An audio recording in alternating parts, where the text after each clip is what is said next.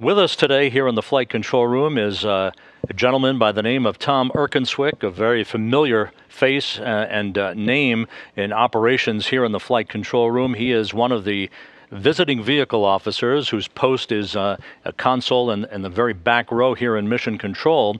Tom is one of the experts, of course, in Russian vehicle operations. And Tom is with us today. He is the lead visiting vehicle officer for this Progess activity. Tom, first and foremost, the Progess almost 24 hours into its mission. How are all of its systems operating?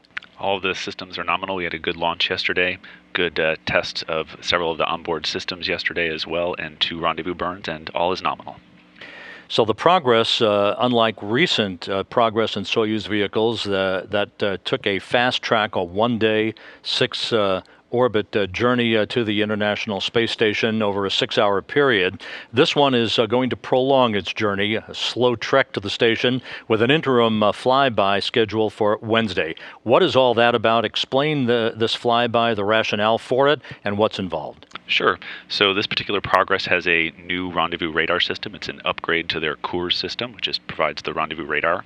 And they wanted to do a test of it by flying by station and testing that system interacting with its counterpart system on the station called Kurs Passive. So on Wednesday, the Progess will do a flyby about 1.5 kilometers to the starboard of the station, and they'll turn on both systems, both on the Progess and the station, allow them to interact, record all of that telemetry, and then check it out on the ground. That'll all happen Wednesday.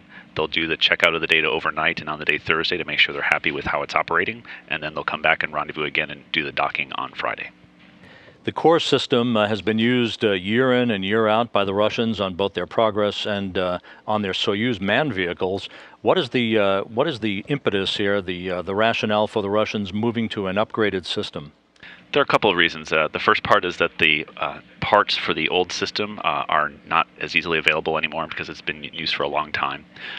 More importantly, by developing a new system, it provides some power savings and some mass savings, which then correlates into additional cargo they can carry up. So what they'll do is they will replace the avionics, and that's what they did in this particular vehicle to test it. They'll replace the avionics box inside the Progess and also several of the antennas on the outside. So when you see video or pictures of the outside of the Progess, you'll notice there are actually only 3 of these Kurs antennas on the outside of the vehicle instead of what used to be 6. That will allow them, in particular with one antenna that's out on the front of the Progess, it used to stick out beyond the docking interface. Now the new antenna no longer does that, so you no longer have to worry about retracting that antenna before docking. So there are several benefits of that type. So the Progess will fly underneath the station, I presume, at a distance of about 1 statute mile, or as you said, about 1.6 kilometers.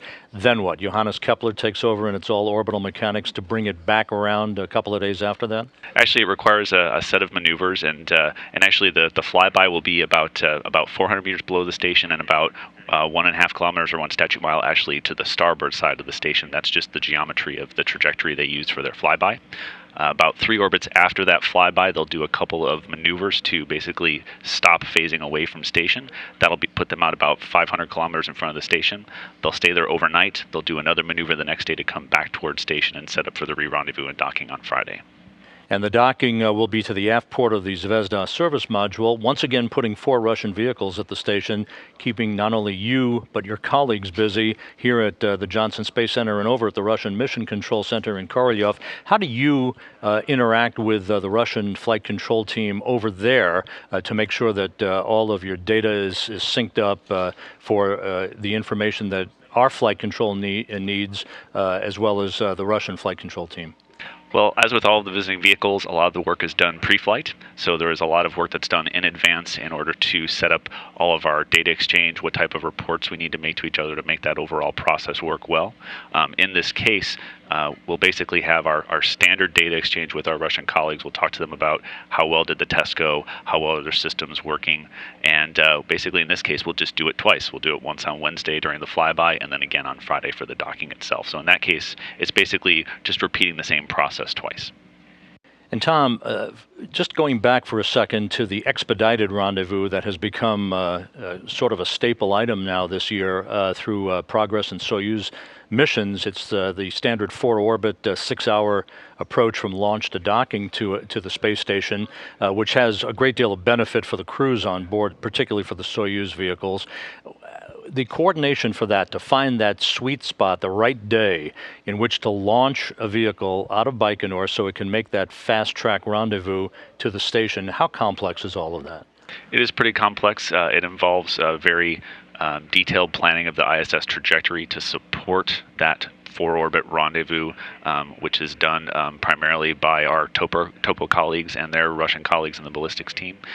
So yeah, it requires quite a lot of advanced planning to make sure that the ISS trajectory meets all of the requirements in order for the Progress to get there in just 4 orbits, as opposed to 2 days, which was the old standard, or for example, what we're doing with this Progress, where it's going to be 4 days total. And that 4-orbit rendezvous to the International Space Station supplanted this week by a 4-day rendezvous by the Progress resupply ship to the complex. Tom Erkenswick, Visiting Vehicle Officer, thanks very much for joining us today. Thanks for having me.